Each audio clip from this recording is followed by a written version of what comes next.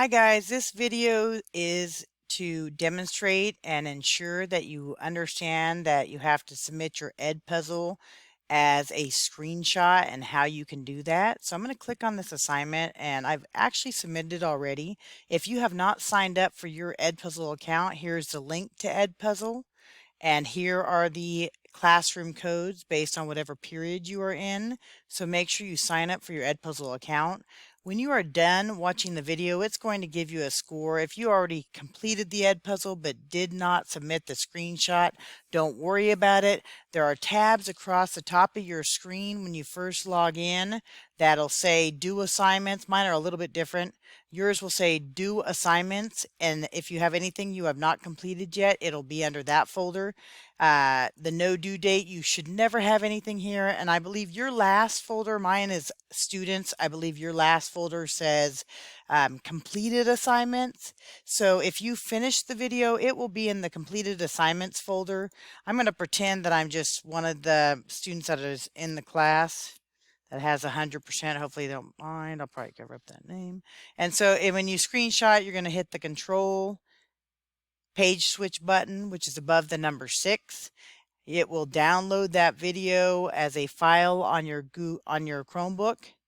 When you are ready to submit, please remember the submit button is in the top right corner of your screen. I'm going to resubmit it like I never submitted it to begin with. It will open this box up that's underneath all of the directions. Be aware it's already clicked on file upload.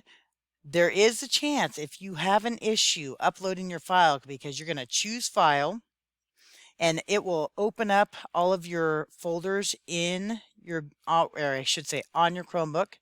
If you go to the top, it says most recent, I believe, and that means it'll drop that screenshot right to the top of the list. Makes it very easy to find it, and then you can open that. What people miss, what students miss, is that name of that file is right here on the right side of that choose file. So you can see I actually plugged in a spreadsheet, not a screenshot. Yours will probably be something like a JPEG, a JPG. If you see it there, that means you're good, submit it. The other option that I had students telling me, hey, it didn't work when I tried to upload the file. Click on your Google Drive.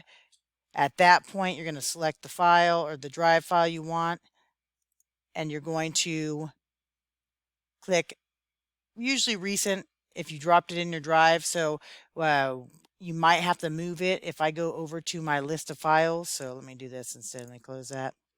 If I go to my list of files, you can actually take that screenshot and you can drag it into your Google Drive, which will be on this left side. I'm on my hard computer, and so I don't have a Google Drive listed there, but that's a way to get that screenshot moved into your drive so that you do have the option to upload it directly from your Google Drive. If you move it over, it's going to roll right to the top of your recents so that you don't have to really look for it, and then you can select the file, add it over here, attach it, and it will hook it in and you can see it right up top here, and then I can submit it that way. So that's how you submit your screenshots on Canvas. I hope this works for you. If you have any questions, you can send me an email or rewatch this and maybe view it again and figure out a workaround to get your files in.